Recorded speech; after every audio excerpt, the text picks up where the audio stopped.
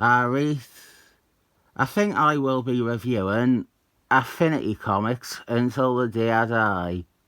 This is Silver Surfman 52 by Ron Marsgill and Ron Lee.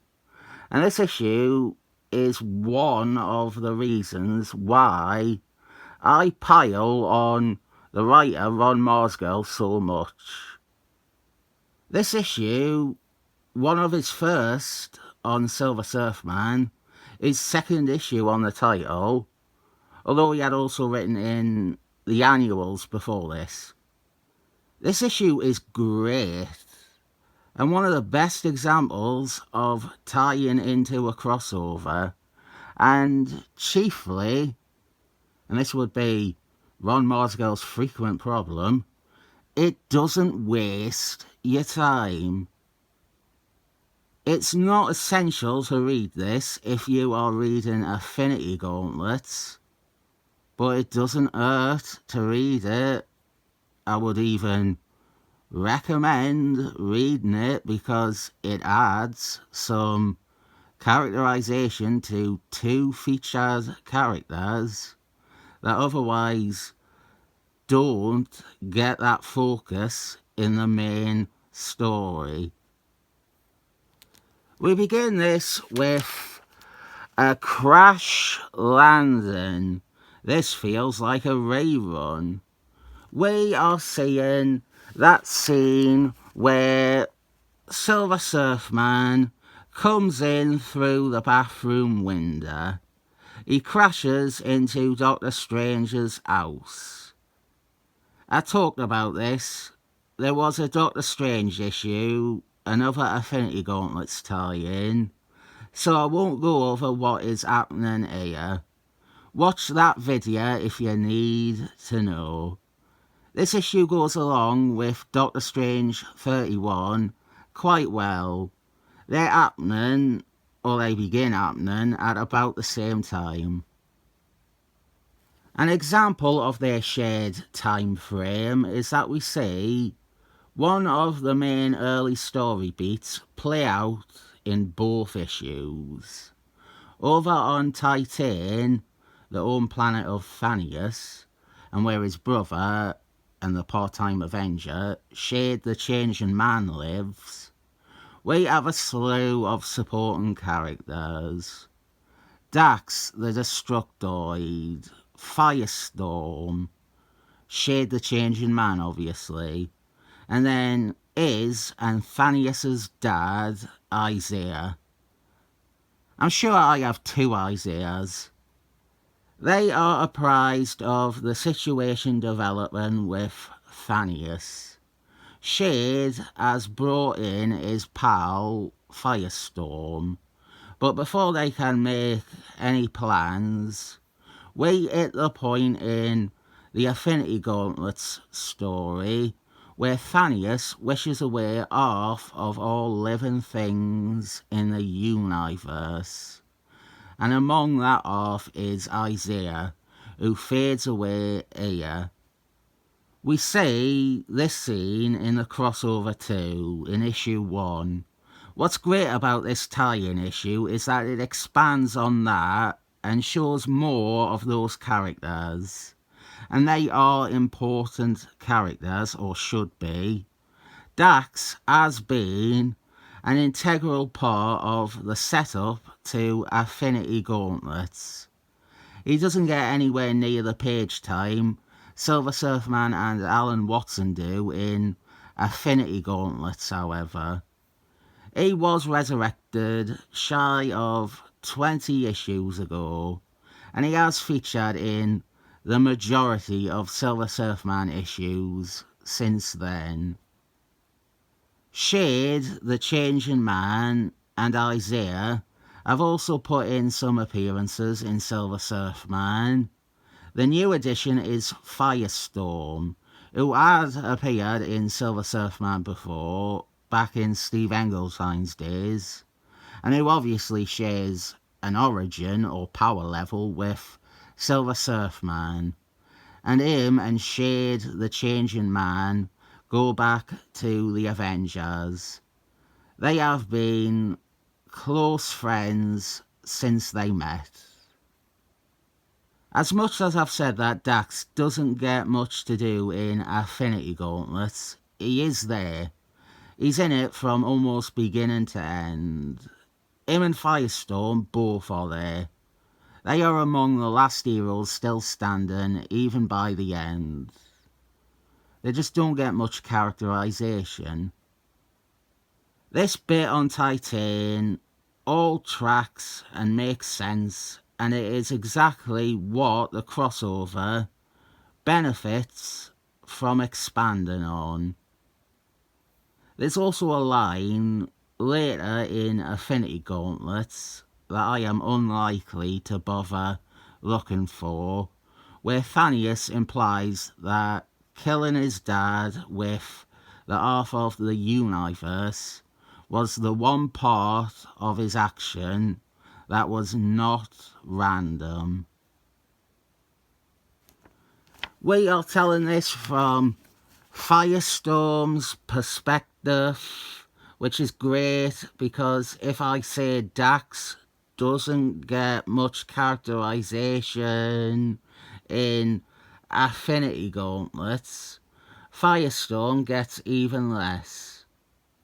Not that long after Isaiah is wished away, Shade the Changing Man also disappears. The vanishings confuse and anger Drax, who was resurrected with diminished intellect. And Firestorm, he has to try and manage this big baby that wants to fight everything.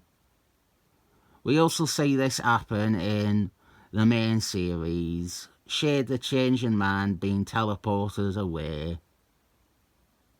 He's not killed or wished out of existence. Instead, Thanius has brought his brother to be witness to everything that is transpiring. Actually, it is probably most surely the scene between them where Thanius mentions that he got rid of Isaiah on purpose. So I probably did show that as a cutaway before.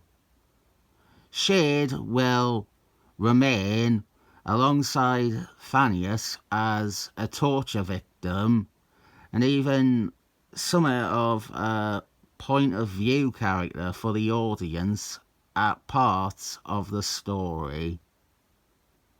You can really tell when I actually seriously like the comics I'm talking about, can't you?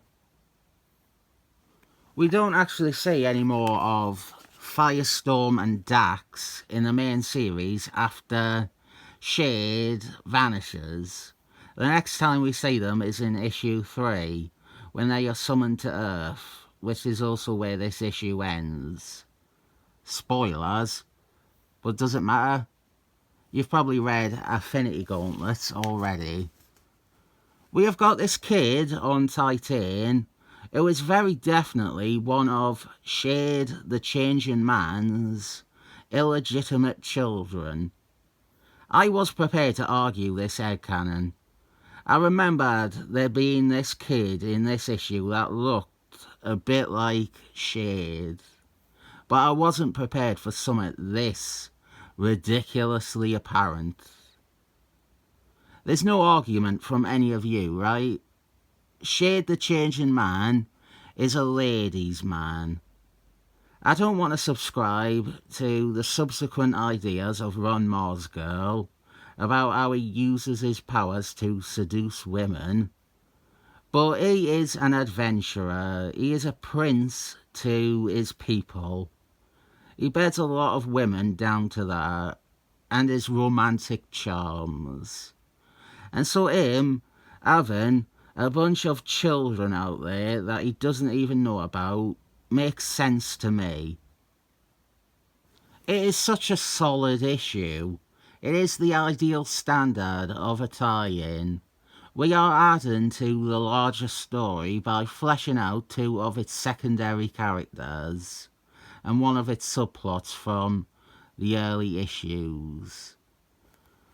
We have the way Firestorm deals with both the child and the childlike Drax shows the art-edited character in a different light. There's definitely some pun or he's literally art-edited comment you can make about Firestorm.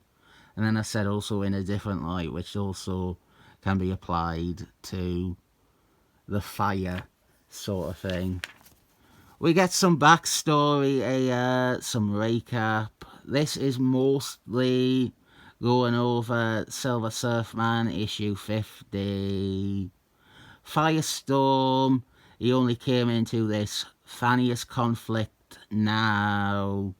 He didn't have time to get filled in or caught up on everything before Isaiah and then Shade went missing. Firestorm's main exposure or awareness of Thanius before this would be his alleged granddaughter, and that is something that Ron Mosgill will pick up on after the climax of the crossover. The cover more or less clues you in on what this issue is. We have an irate Drax who cannot understand what is happening, and he is blaming Firestorm for everything. So a big fight between the two cosmic heroes, drawn by Ron Lee. That would be Stanley Lee's little brother. It is a misunderstanding fight, sure, but it's also an understandable fight. Drax isn't smart enough to know better, but he is also single-minded in his quest to destroy Thanius. And it is a totally needless fight, but it works within the parameters of the story and the characters. Drax isn't a reliable ally at this time because the mere mention of Thanius can set him off. And then there is his own handicap, his very low-level intelligence. He doesn't know better. He cannot do better. He's a child having tantrums.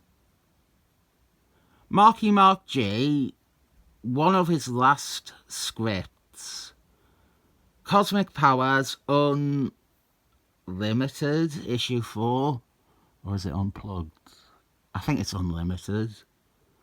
He actually restored Drax's intelligence, and he had him and Moongarden resolve their issues. He also got Moongarden out of her coma, which she had been placed in at the end of Affinity Watch.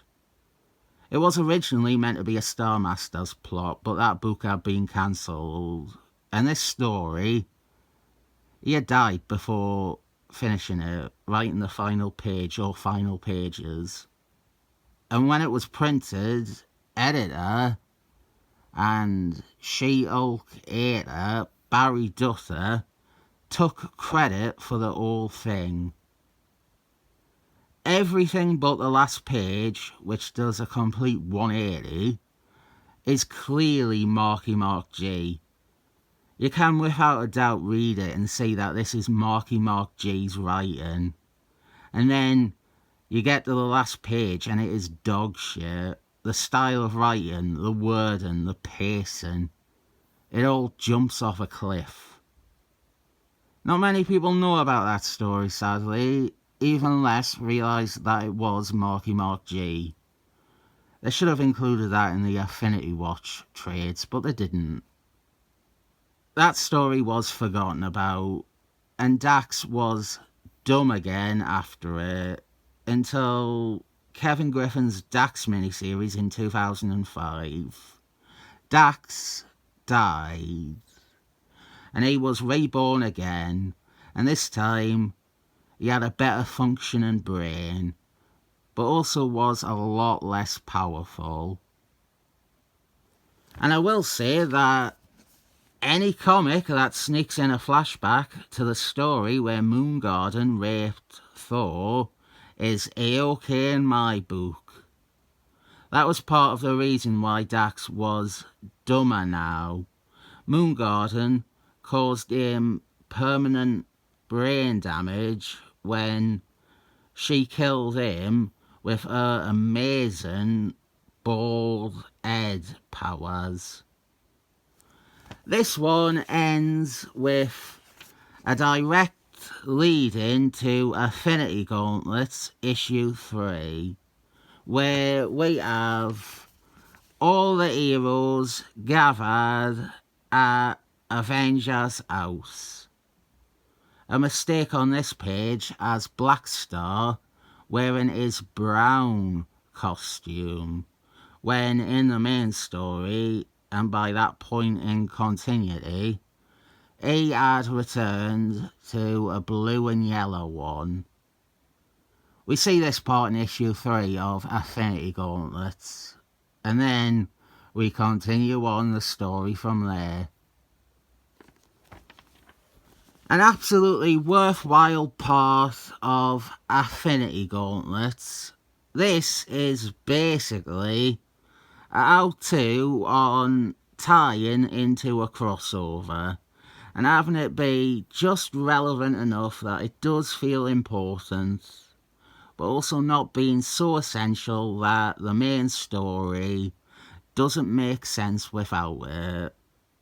Also, there wasn't any leaky pipes in this. Probably the best Affinity Gauntlets tie-in issue. I'll spit that truth right now. The issue before this is good too, but I think this is pinpoint accurate in using the title and the event to tell a side story that adds more detail to the bigger story. I've got to give this a 7 thumbs up.